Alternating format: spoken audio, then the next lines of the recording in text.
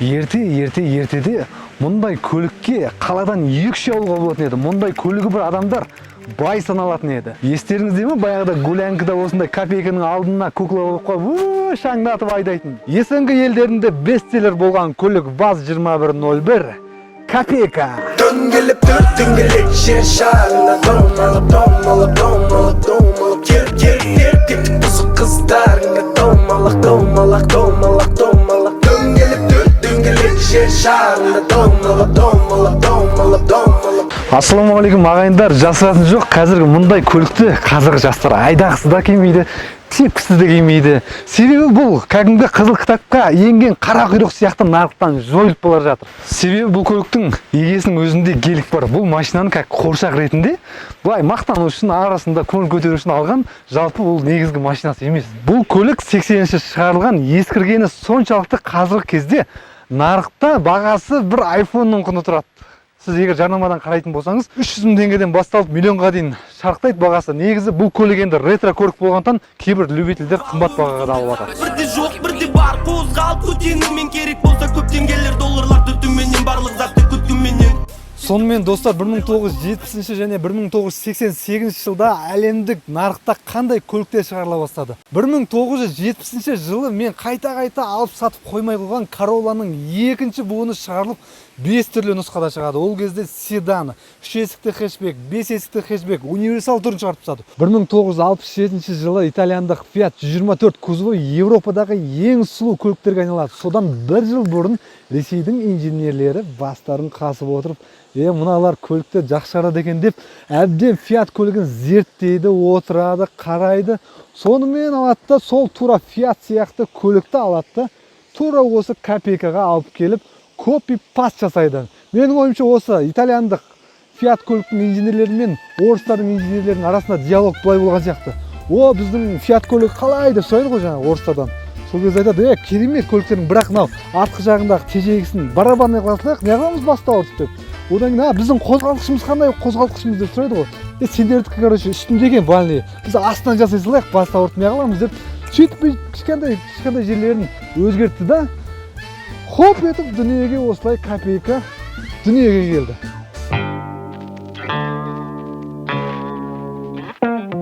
Кетіп қой?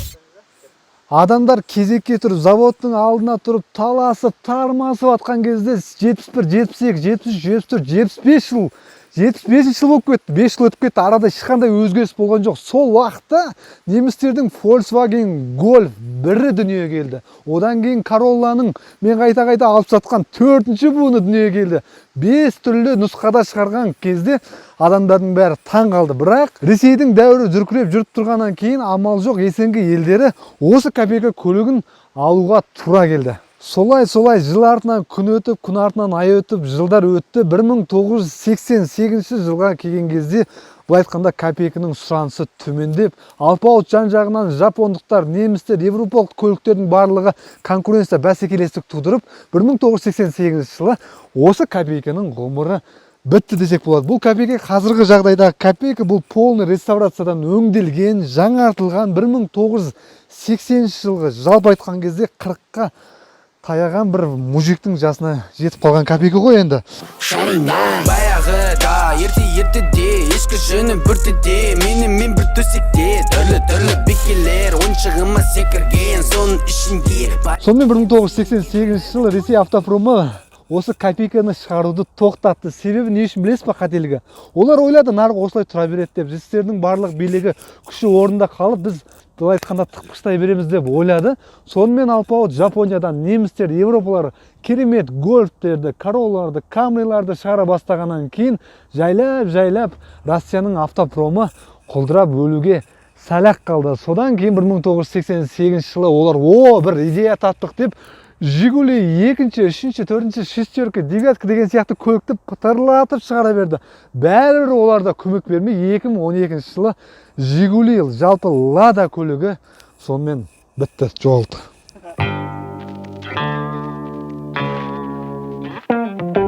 Ағайындар, 18 жыл бойы бір шанақта шығарылғанмен копейкаларда жай кішкене паралары бір жерлері өзгеріс болып өңделген, дамыған. Әсіресе мына парктроникті көрдіңіз бір жерге тиетін болса салдырлай дыбыс шығарады, ештеңеге тимейсіз. Одан бөлек мынандай кішкене хромовый бампер болған, мына шамдары енді өзгермеген, енді копейка, осы шам мен копейка.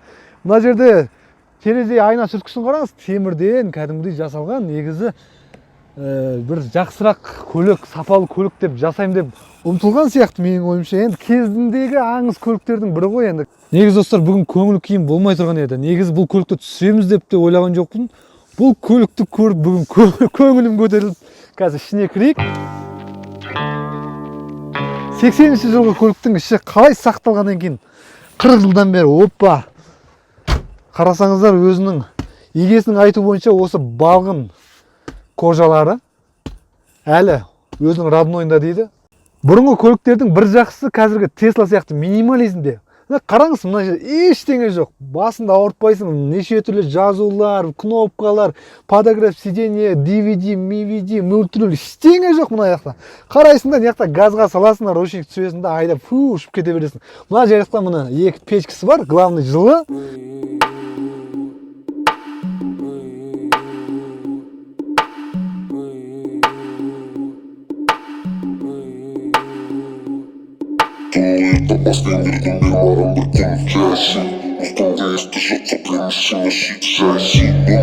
Бұл көлікті жаңа ғана отырып бұрынғы балалық шақ еске түсіп кеткені бар ма? Мынаны байқадыңыздар ма? Паук-та. Қорабындағы паук осы бұрын біздің кішкентай кезімізде көкелеріміз ауылда сықырлып тұрып, шаңдап тұрып айдайтын. Мына жерге бір қарайтын панелін қарасаңыздар, қазіргі заманауи көліктер ұқсап чек жанып қалды, ABS жанып қалды деген сияқты басын ауырту жоқ. Қарайсың да, айдайсың да, бірге саласың, ручник түсіресің да, айдайсың да, кетесің. Одан кейін қарасаңдаршы, кәдімгідей мына жерде дереу бар, кәдімгідей сол кездің өзінде мына жерге ағаш салып түскен. Бағанан бері шолуды көріп, бұл көлікті әбден жамандады-ау Данияр деп жатқан шығарсыздар. Бұл көліктің тағы да бір артықшылығы Bentley, Porsche сияқты мына сол жақтан оталады. Қазіргі көліктердің бәрі оң жақтан ғой, мына сол жақтан оталады. Оның өзі де бір артықшылық деп айтуға болады. Әсіресе бұрынғы 70-ші, 80-ші жылғы, 60-ші жылғы көкелерді білесіздер ме? Осындай копейкамен талай қыздарды алып қашқан кездерде еске түскен. Ой, достар, мен сіздерге ең бұл көліктегі артықшылығын айтуды ұмытып кетіпті. Мына жерде бір тежегіш бар, басасың, артқа қарай шалқайып до конца жатасың. Бұндай нәрсе қазір кездегі көп көлікте жоқ. Осы қызмет үшін негізі достар, кезінде талай бала саны көбейгені бар негізі. Оны да жасыра алмаймыз.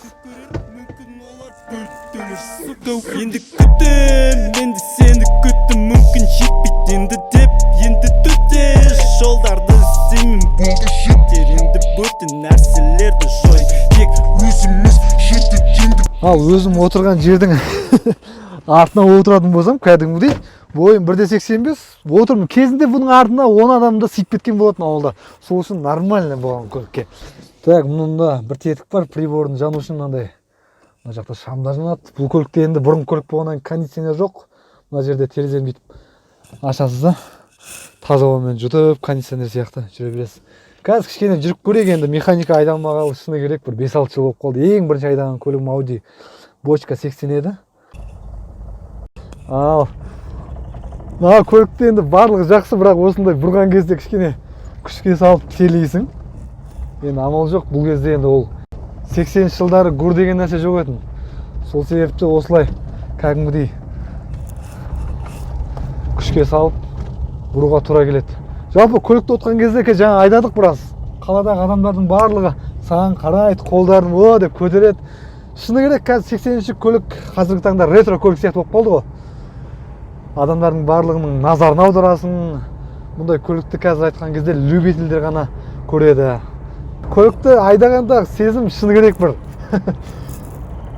90 жылға түсіп кеткен сияқты.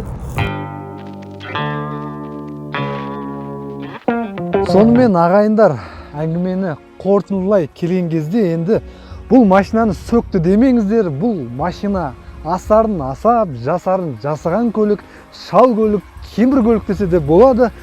Менің бұл видеодағы айтпағым не үшін Россияның автопромы құлдырады. Себебі бұлар бір орында тұрып қалды. Ешқандай даму болған жоқ, алдыға қарай жылжу болған жоқ.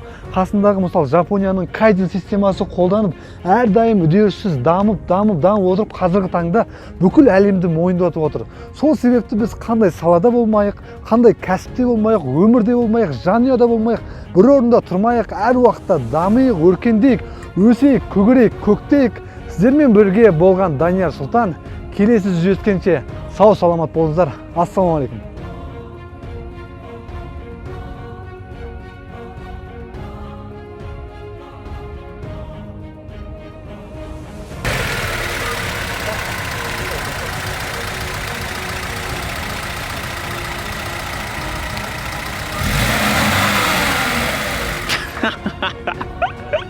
Механикадагы не